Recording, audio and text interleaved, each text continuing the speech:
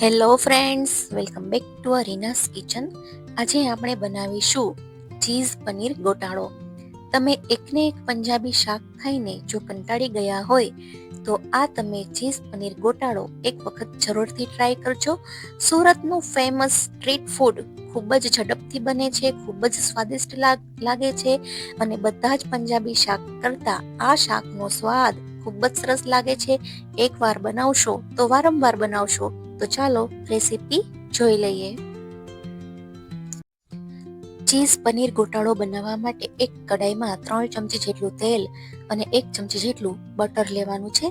તેલની જગ્યાએ તમે એકલા બટરનો પણ યુઝ કરી શકો, તો એના માટે તમારે 4 ચમચી જેટલું બટર લેવાનું છે. અને બટર એકદમ સરસ ગરમ થઈ જાય ત્યાર પછી અડધી ચમચી આખું જીરું, અડધી ચમચી હિંગ અને ત્યાર પછી 1 ચમચી આદુ મરચાંની પેસ્ટ ઉમેરવાની છે. અને આદુ મરચાંની પેસ્ટને તેલમાં એકદમ સરસ રીતે 1 મિનિટ માટે સોતે કરી લેશું, જેથી તેની કાચી ફ્લેવર છે એ નીકળી જાય. અહીંયા તમે આદુ મરચાંની પેસ્ટની સાથે તમે 2 થી 3 કળી લસણ પણ ઉમેરી શકો છો, એટલે કે આદુ મરચાં અને લસણની પેસ્ટ પણ આ સ્ટેપ ઉપર તમે ઉમેરી શકો છો. તો એકદમ સરસ રીતે 1 મિનિટમાં સોતે થઈ ગઈ છે. તો હવે આપણે ત્યાર પછી 2 ઝીણી સમારેલી ડુંગળી ઉમેરવાની છે. મીડિયમ સાઇઝની સમારેલી ડુંગળી ઉમેરેલી છે. ગેસની ફ્લેમ સ્લો ટુ મીડિયમ રાખવાની છે અને ડુંગળીને 1 થી 2 મિનિટ માટે સોતે કરશું. જ્યાં સુધી ગોલ્ડન બ્રાઉન ન થઈ જાય ત્યાં સુધી આપણે ડુંગળીને સોતે કરવાની છે. તો 2 મિનિટ પછી તમે જોઈ શકો છો કે ડુંગળી એકદમ સરસ સોતે થઈ ગઈ છે. તો હવે આપણે અહીંયા 2 ઝીણા સમારેલા ટમેટા અને 2 ઝીણા સમારેલા લીલા મરચાં ઉમેરવાના છે. અને ટમેટાને આપણે સોફ્ટ થવા દઈશું, તો એના માટે 2 મિનિટ ઢાંકી દેવાનું છે ઢાંકણ, એટલે ટમેટા છે એ એકદમ સરસ સોફ્ટ થઈ જાય છે. તમે જોઈ શકો છો કે એકદમ નરમ થઈ ગયા. તો હવે આપણે અહીંયા 1 ટમેટાની પ્યુરી ઉમેરવાની છે એકદમ સરસ ગ્રેવી બનાવવા માટે. ત્યાર પછી લાલ મરચું પાવડર, હળદર અને મીઠું ઉમેરશું, ધાણા જીરું પાવડર ઉમેરશું.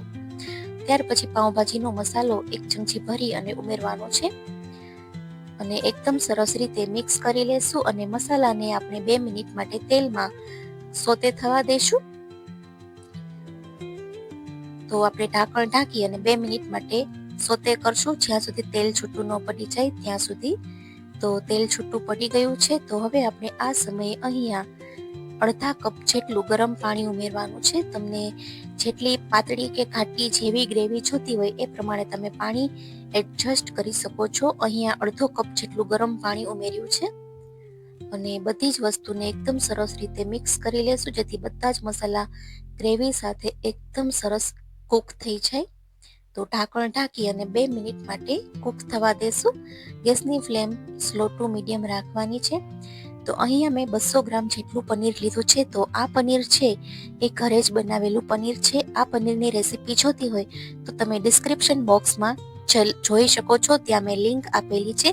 તો આ પનીર બનાવવું ખૂબ જ સરળ છે અને ઘરે ખૂબ જ ઓછા ખર્ચામાં જાજુ બધું પનીર તમે બનાવી શકો છો. તો પનીરને આપણે મીડિયમ સાઇઝની ખમણીની જારીમાં ગ્રેટેડ કરી લેવાનું છે. તો બધું જ પનીર છે એ ગ્રેટેડ કરી અને તૈયાર કરી લેશું. ત્યાં સુધીમાં આપણે ચીઝ પનીર ગોટાળાની જે ગ્રેવી છે એનો રસો છે એ એકદમ સરસ પાકી જશે. તો બધું જ પનીર ગ્રેટેડ થઈ ગયું.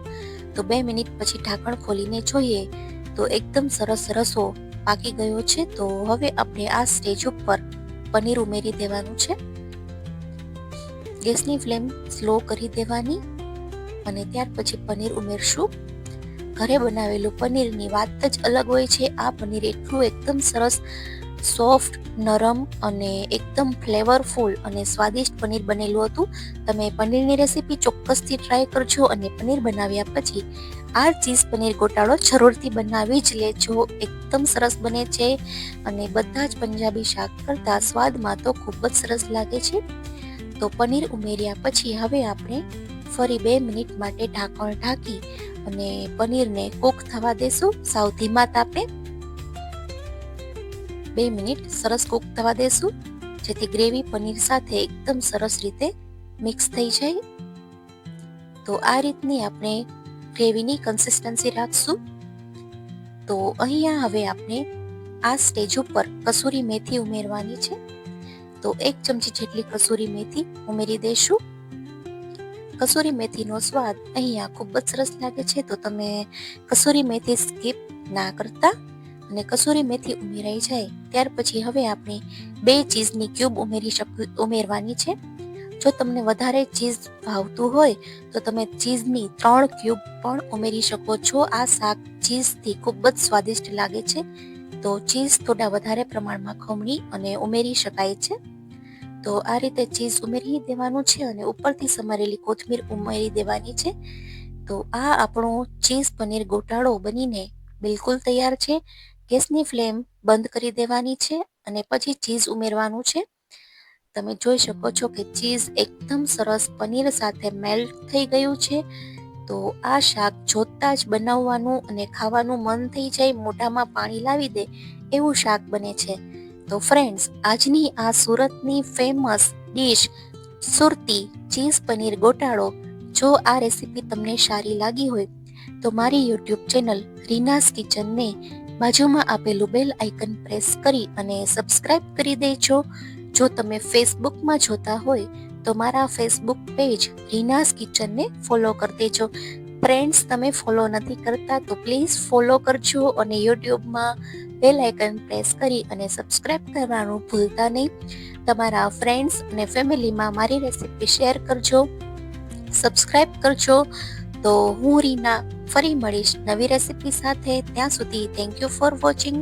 અને હા, મને કમેન્ટ સેક્શનમાં જરૂરથી જણાવજો કે તમે મારી રેસીપી ક્યાંથી જોઈ રહ્યા છો, તમને રેસીપી કેવી લાગી, તમારું નામ શું છે, તમારા ગામનું નામ શું છે. હું તમારા બધાના કમેન્ટ્સના આન્સર રેગ્યુલર આપતી રહું છું. તો આ ચીઝ પનીર ગોટાળો જરૂરથી ટ્રાય કરજો. Thank you for watching. Bye bye.